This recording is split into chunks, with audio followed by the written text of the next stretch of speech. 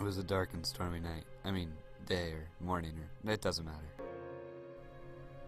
This is my school, Southridge. A charming little civilization under the means of a pseudo-democracy. But enough about that. Another Monday, another week. I walk at a calm pace upon reaching the doors, for two reasons. One is the hope that some unimaginable force comes and destroys the structure, so I don't have to attend classes this week. The second being that I like the squeakiness of my shoes as they pressure themselves on the rain-drenched cement.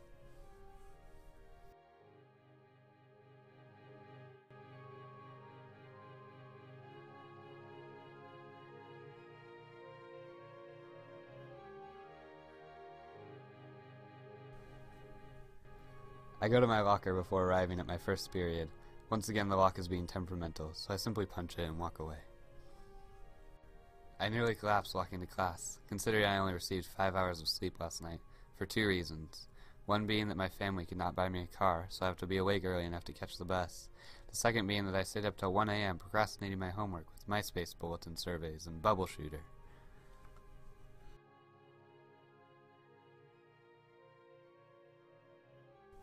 I finally reach my first period classroom to find a sign on the door saying that the first period is to meet in the library. I bang my head on the door in hopes that the glass will shatter and I will have a reasonable excuse to no longer walk. I find an overwhelming need exploding in my veins, taking over my body, and stealing my day-to-day focus. I need out.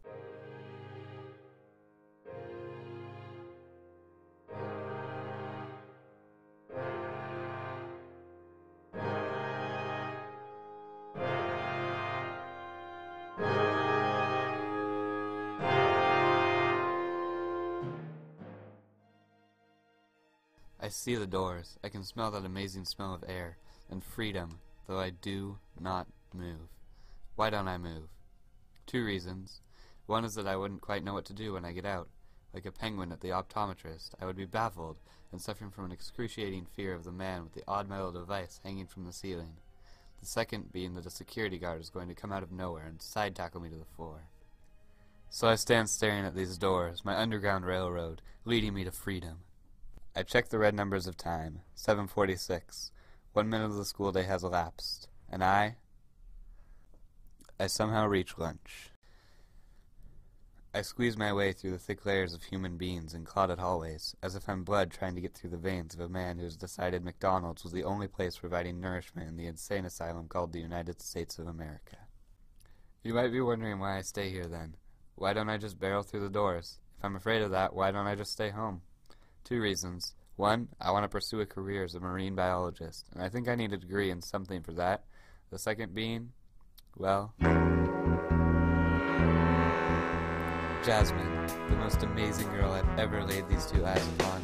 She literally takes my breath away.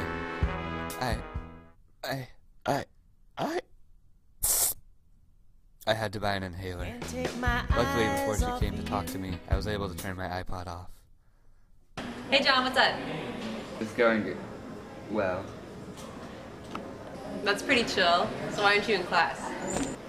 I didn't know what to say. I just couldn't think. I was taken away by her beauty, so I decided to laugh. I don't have class right now, so I thought I'd just, chill. Yeah, I just didn't go. I don't have any motivation. Yeah, I totally know what you mean. I'm so glad you do. It's like my parents totally don't know what it's like, you know? Yeah, I get that. That's so chill. You're a cool guy. We should hang out sometime. Well, I'm gonna go hide from the security guards. I don't want to be side tackled. I guess you don't have to worry about that. It's not. I was about to have a heart attack. My senses were blowing a fuse, and I had no idea what I was to do with all this energy building up inside of me like a volcano. Jasmine inspired me to take a chance. I'm going to take the Underground Railroad, smell the sweet smell of freedom.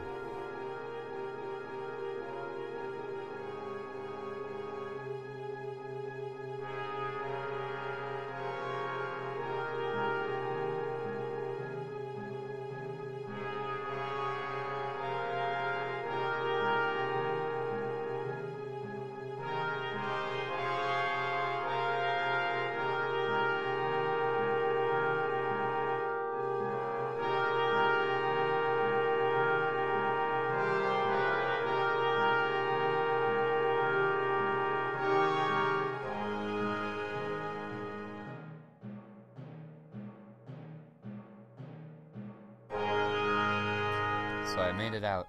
It was grand. After I got out that day, I ended up coming back the next day. Though I never ditched school again, I was no longer afraid to.